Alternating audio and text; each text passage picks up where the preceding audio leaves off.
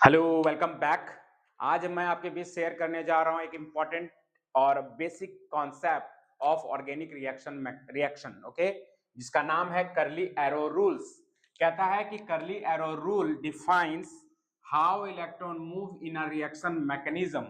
यानी कि curly arrow rule कहता है कि कैसे इलेक्ट्रॉन किसी रिएक्शन में मूव करता है, मैकेनिज्म में मूव करता है, वो बताएगा। क्या बताएगा? Curly arrow rule, electron move कैसे करता है। ठीक है, कहता है it helps us to understand how bonds are broken and form. मतलब कि रिएक्शन में बॉन्ड कैसे टूटता है और कैसे बनता है रिएक्शन मैकेनिज्म में, उसको बताने का काम कौन करेगा? Curly arrow rules. तो यहां पहले हम लोग जानेंगे सिंबल ऑफ कर्ली एरो। तो सिंपल सा एरो है, कर्ली एरो का सिंबल एक ये और एक ये, दो तरह के सिंबल है। तो एक ये जो है इसको बोलते हैं फुल हेडेड, आप बोल सकते हैं डबल हेडेड एरो। ओके, ये है हाफ हेडेड या फिर फिश हुक एरो या फिर सिंगल हेडेड एरो। ठीक है, अब ये दो दो जो कर्ली एरो हैं, इसी की मदद से हम लोग सीखेंगे कि बॉन्ड का ब्रेकिंग किस तरह से होता है। ठीक है, चलिए देखते हैं। अभी हम समझते हैं कर्ली एरो के बारे में एग्जाम्पल की मदद से। तो यहाँ पे आप पहला एग्जाम्पल देख रहे होंगे कि ये मैंने लिया है एक टर्सरी ब्यूटाइल क्लोराइड लिया है। ठीक है, इसमें देख रहे होंगे कि एक मैंने एरो दिखाया है क्लोरीन पर, यानी कि ये डबल हेडेड। तो कभी भी याद रखें कि डबल हेडेड एरो जब भी मूव करता है तो इलेक्ट्रॉन पेयर लेकर जाता है। ठीक है, और इलेक्ट्रॉन पेयर लेकर जाएगा तो होगा क्या? इसका भी इलेक्ट्रॉन क्लोरीन ले लिया तो यहाँ पे आ गया प्लस, तो इस पर आ गया माइनस। इसका मतलब आप समझ रहे होंगे कि जब भी डबल हेडेड या फिर फुल्ली हेडेड एरो दिखेगा तो वो इलेक्ट्रॉन पेयर लेकर जाता है। ठीक है, चलिए अब एक और एग्जांपल मैंने इसी का लिया है, जिसमें देखिए क्या है, ब्रोमीन है यहाँ पे, ये न्यूक्लियोफाइल का काम करता है। और इस ये क्या है? इलेक्ट्रॉन, इलेक्ट्रॉन क्या है? रीच है। क्या है? Electron reach. और इलेक्ट्रॉन रीच जो है तो वो कहाँ पे जा रहा है? Electron deficient. ये कैसा प्लेस है?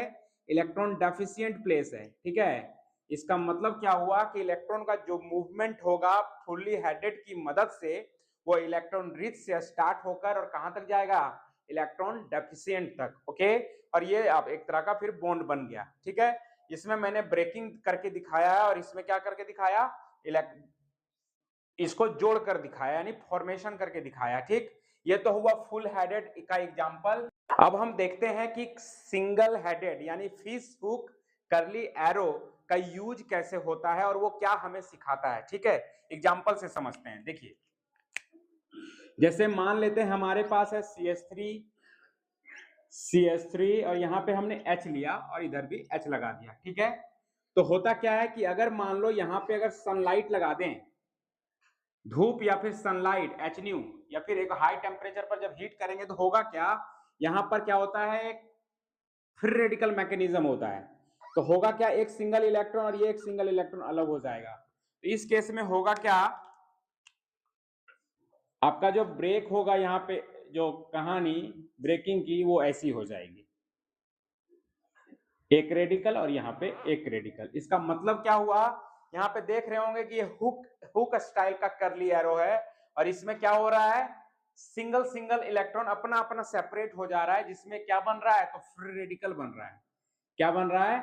Free radical. ठीक है, यहाँ पे एक सेपरेशन होता है, वो भी म्यूचुअल सेपरेशन। मतलब बॉन्ड बनाने में जो दो इलेक्ट्रॉन लगे, दोनों एटम एक एक इलेक्ट्रॉन अपना अपना अलग कर लेते हैं। जस्ट उल्टा उसमें क्या था? कर्व्ड एरो यानी कि फुल्ली हेडेड एरो में कि इलेक्ट्रॉन पेयर का ही डायरेक्ट ट्रांसफर हो रहा था, जिसकी मदद से कटायन और अनायन बन रहे थे। आई होप यहां तक आपको समझ आया।